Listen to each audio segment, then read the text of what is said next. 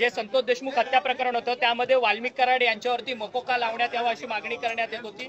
आता कोर्टाकडनं त्या सगळ्या संदर्भात प्रक्रिया पूर्ण झाली आहे, मकोका लावण्यात आलेला आहे। विरोधकांना काय उत्तर द्या? ज्या दिवशी ही घटना घडली त्या दिवसापासून राज्याचे मुख्यमंत्री, दोन्ही उपमुख्यमंत्री आम्ही सगळ्यांनीच ठरवलेलं होतं, कुणालाही त्या हायगाई करायची नाही। जे दोषी असतील, जे कोणी त्याच्याशी संबंधित असतील, कुणीही असलं तरी त्यांच्यावर कारवाई करायची।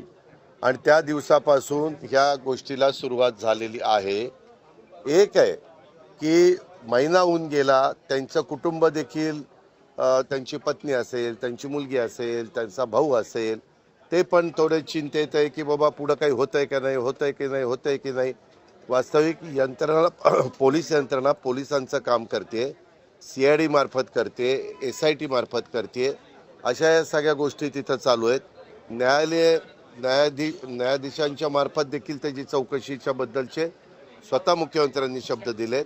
आम्ही सगळ्यांनी तिथं अशी भूमिका घेतली, जे कोणी दोषी असतील त्यांना अजिबात त्याच्यामध्ये थारा द्यायचा नाही, कारण ही निगृण हत्या ही शिवशाहू फुले आंबेडकरांच्या महाराष्ट्रामध्ये कुणीच खपवून घेणार नाही।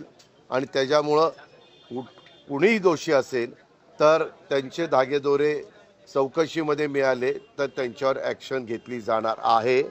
हे स्वतः एकनाथराव शिंदेंनी पण काल का परवा साताऱ्यामध्ये सांगितलं।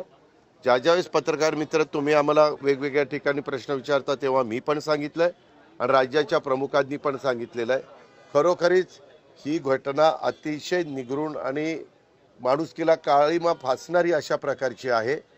ह्यामध्ये कुणी सत्ताधारी पक्षाचा असो, विरोधी पक्षाचा असो, कुणी त्रयस्थ असो, ज्याचा राजकारणाशी संबंध असेल नसेल तो असो, त्याच्यात त्याला कुठलाही थारा